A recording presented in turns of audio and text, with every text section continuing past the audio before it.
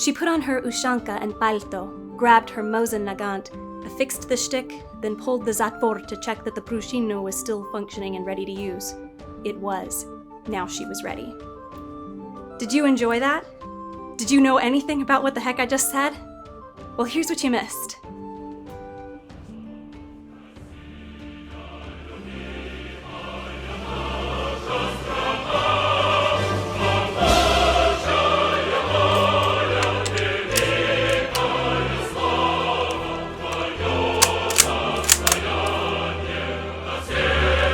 That's far more interesting than a bunch of words you can't understand unless you speak Russian or you have Google Translate right there at your fingertips.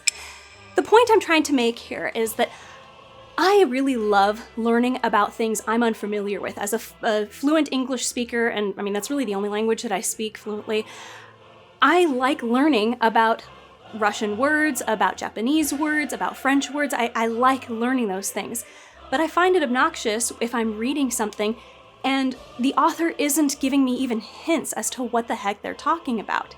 Now, in Shadow and Bone, the book, I had this problem for the first 3 chapters where I didn't understand what a kefta was. There were a few things that I was just going, I'm not sure I understand what this is. And then it was in chapter 3 where you've got actually a description of it is a coat, it is wool, it has embroidery on it. And I would have liked to have had that sooner. And I don't think it would have taken a whole lot of effort on the part of the author to take the time to describe those things. Another book that I really like is The Sword of Kaigen. Sword of Kaigen is so beautiful, so emotional. And there were a lot of words in there that I did not understand. So like a hakama, I didn't know what the heck a hakama was. And when characters were saying, you know, they straightened their hakama, I was imagining a jacket. It's a type of pants, and I was way off. So I would have liked to have had that little bit of description because I don't want to get up out of bed to go over to my computer or grab my phone and go to Google Translate and what the heck does this mean? And it doesn't take a whole lot of effort to give even hints about what it is.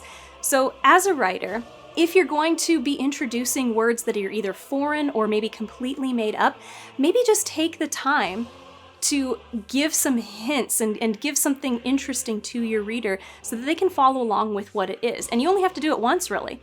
I mean, this rifle is a Mosin Nagant. I had no idea what a Mosin Nagant was until my brother said, I have one. And I said, dang, that's cool. Can I please take a look at it? Now, if he were to say, I'll go get the Mosin, I know exactly what he's talking about.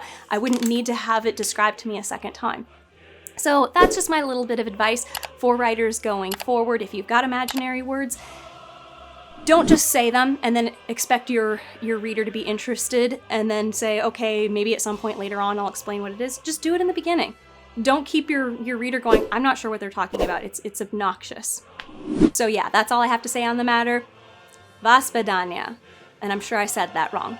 I'm Ukrainian, I'm not Russian, although I can trace my family back to a Russian-Mongolian crossover, so I am Russian somewhere way back there, but I don't speak either Mongolian or Ukrainian or Russian, so there you go.